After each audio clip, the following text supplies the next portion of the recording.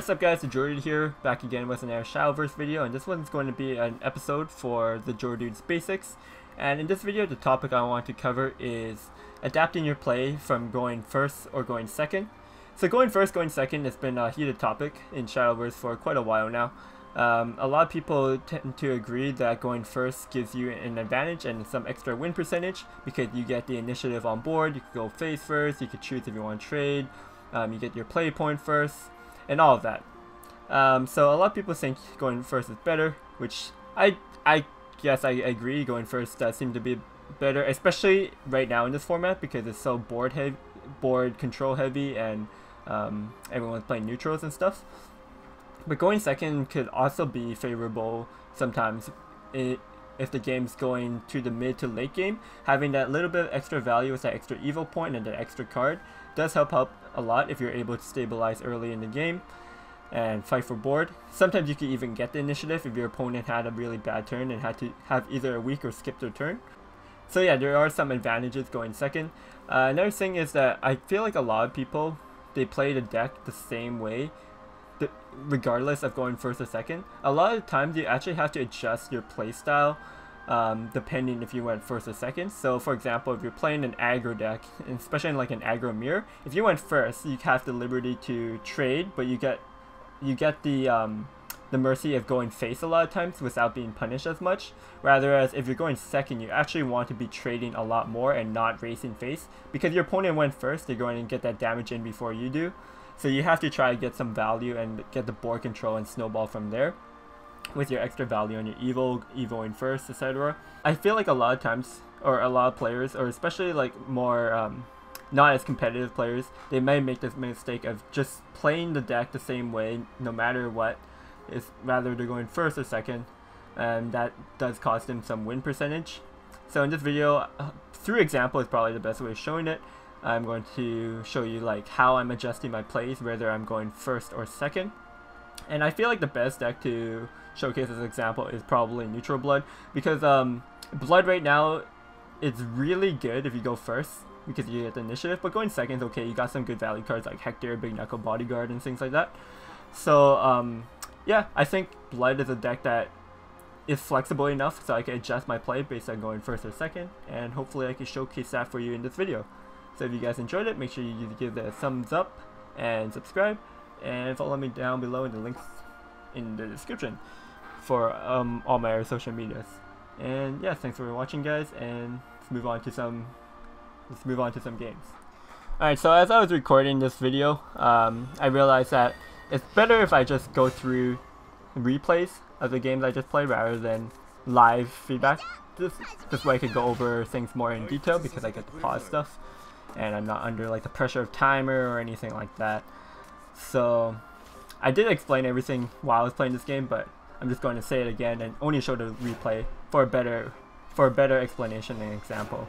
So as we can see here, I am going first against the Blood matchup, Blood Mirror. So this is an ideal game to showcase of the power of going first, especially in the mirror match.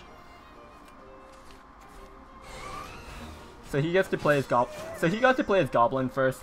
Goblin usually doesn't do much going first. It only gets a couple of chip damage in because the 1/2 doesn't really trade well into anything, right? Like 2/2s, 1/2s doesn't trade into anything.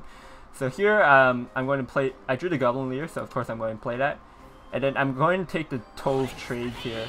And the reason why I'm doing that instead of going face is because I get to protect my Goblin. My Goblin leader could possibly survive a couple of turns and get some value, especially if I draw Alice. He has a Merman though, so he gets a good trade with his Goblin. So he's doing things right. He's taking the trades instead of going face, so he doesn't get punished in any way. So here, because I went first, I get to play my Big Knuckle Bodyguard first. I did keep it in my mulligan because I can't evolve on turn 4, not like the person that went second. So having a really strong tempo card like Big Knuckle Bodyguard that does something when you play it is really good to have, especially on turn 4, which is a power turn. So I took the trade there on the 1/1 with my Goblin into the Merman. The reason why is because the Goblin could possibly get a 2-for-1 trade here. And he's at 20 life. I have no rush to try to kill him at the moment, so I'm still fighting for board. And because I went first, I get the initiative on the trade, so I could take the slightly greedier trade. And I get rewarded a lot if he doesn't have like a punish This is kind of a soft punish with Angel of Word, if he gets an extra 2 damage in, but that's only 1 more damage if I had traded the Goblin in instead of the Merman, right? It's not that big of a deal. So I get to play my Hector on curve, and then evolve to trade into this Goblin. Don't want any more chip damage from that. And I also make a 6-6. So the 6-6 actually just trades into everything that Bloods could play on turn 5. So the 6 attack is just really good bodies, also above the range of Big Knuckle Bodyguard. And because I went first, I could just play this on curve and not really care. And this forces him to just play his Hector and trade 1-for-1 trade. Gives back the initiative to me. It's really bad for him. And then pretty much because the board's empty, I could just do whatever I want. I draw my Phantom Cat, get to play that on curve, and force him to have an answer. Because if he doesn't have an answer to his Phantom Cat, it's just going to be a huge threat for the rest of the game. He does have the Phantom Cat here. He decides he doesn't want to evolve it. He wants to save that evil point, because if he uses his last evil point now, he would be all out and I'd be the last person to evil, which gives me an inherent advantage. Generally, you want to be the last person evolving. So since he didn't evolve, I still have the initiative. My Phantom Cat could now go face, and I could evolve over his Phantom Cat, which I will do here with the Hector play into the Sector. So the Sector evolves into 6-6 because I have the Hector. And then now I just have a huge board. Like at this point, the person that went second can't really do anything. So going first, I just got to keep playing on curve, just keep playing threats, and force my opponent to respond to it. Because if they don't respond to it, they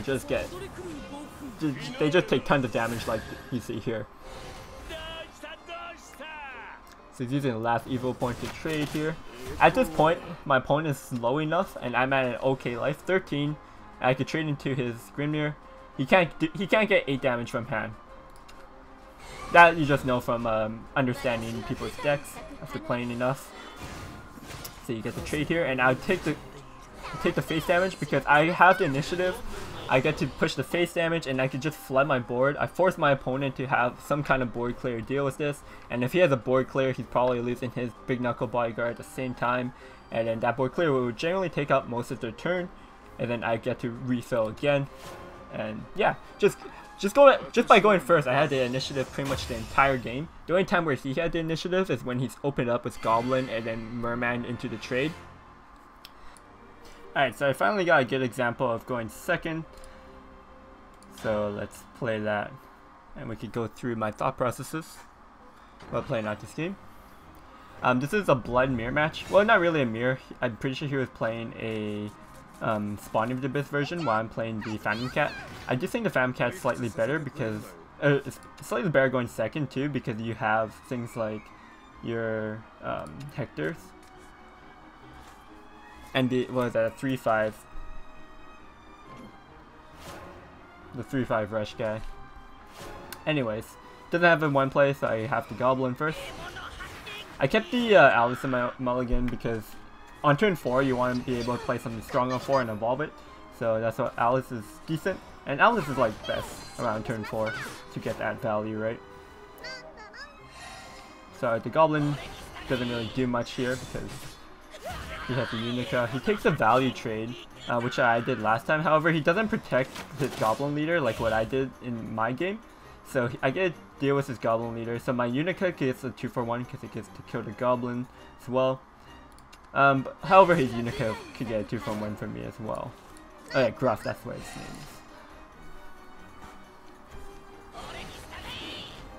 Luckily, he didn't have an Alice here. And he goes face. He went face here because he wants to get that 2 damage in. However, he lets me get the value on his Goblin leader again, and I also have a option to punish him, so I do think he should have traded here. So now I have the option to either go for the Alice or my BKB.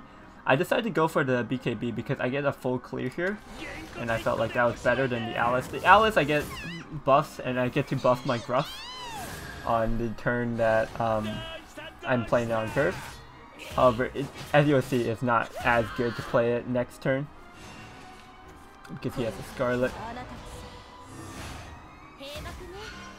So if I had played the Alice, he would have had like an extra body that would have done some more chip damage to me. I have to deal with the Scarlet anyways.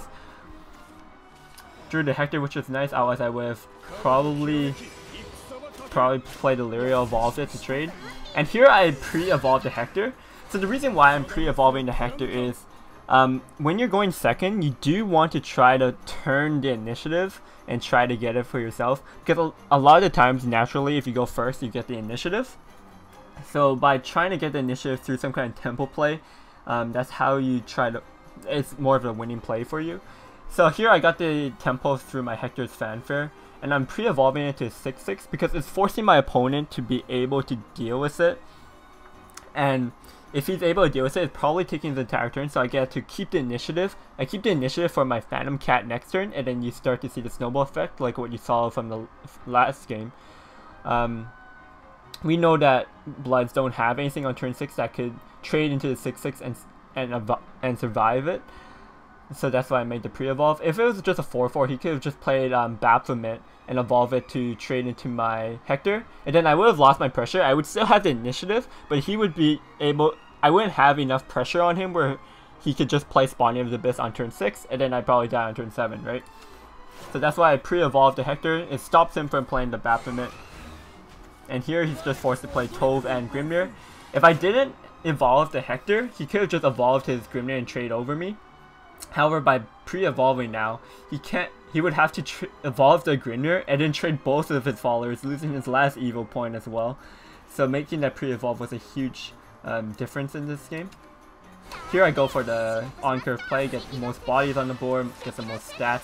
And because I have the initiative now, I could play as if I was going first, and then I could go face instead of trading into the Tove. Trading into the Tove doesn't really matter. 7/7 is a lot to get over. He does have an answer to it, however, as you will see here. But I don't get punished as badly. Like, if I had traded into the Tove, sure, my Lyria would have survived, but I got 7 damage in rather than 5, so it's still a good deal for me. So we force him to keep trading. He has the board now. However, that Alice on my Gruff lets me trade really nicely into his Emeralda. And my Gruff survives. That's just like a PowerPoint of how Gruff shines sometimes. He has a big Knuckle Bite card here from my Tove. No big deal. That's all he was able to do that turn. I pick up the Big Knuckle Bodyguard. So I played the Angel Ward Big Knuckle Bodyguard for 2 reasons. First of all, I get a bigger board. Second of all, I get tempo. I don't really need the Phantom Cat. If I play Phantom Cat, I would probably just trade. And like I could just play Phantom Cat later on. When I have more play points, I could actually play what I draw from it. And also, I have stuff to do now, so I don't really need the extra cards at the moment. So I get really good tempo play here again. And at this point, he can't really do too much. He does have a second Emeralda. So he gets to clear 2 of my followers. At this point, I'm looking for more gas, so this is where Phantom Cat is good. So I play Phantom Cat, I get lucky, I get two neutrals, and then that's just game. So the reason why I won this game, even though in the Blood matchup, whoever goes first is typically more favored, two important things happen here. I guess you could call it 2. And both of them were just huge tempo plays that gave me the advantage. That previous turn where I Angel of Word and Big Knuckle Bodyguard, and more importantly on turn 5 when I played the Hector and pre-evolved it. That was mainly the Hector pre-evolve, just swinging the initiative to me with that huge tempo, and where his turn following up to it was just super weak and he couldn't catch up to me. That just put me in like ahead enough where I was able to pull away with this game. And yeah, like he could have had Grimnir possibly next turn, but it would have been fine because I picked up my Grimnir. So that was a good game.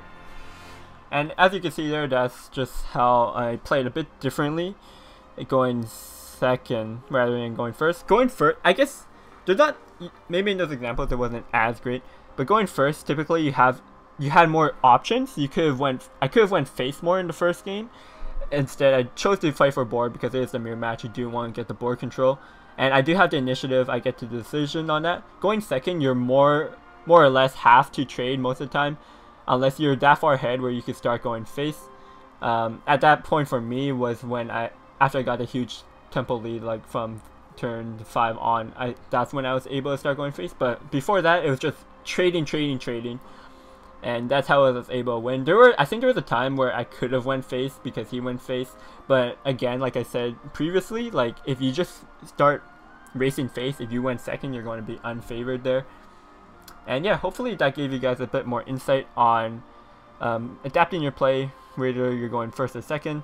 If you have any more questions, feel free to leave a comment down below. And yeah, thanks for watching, guys.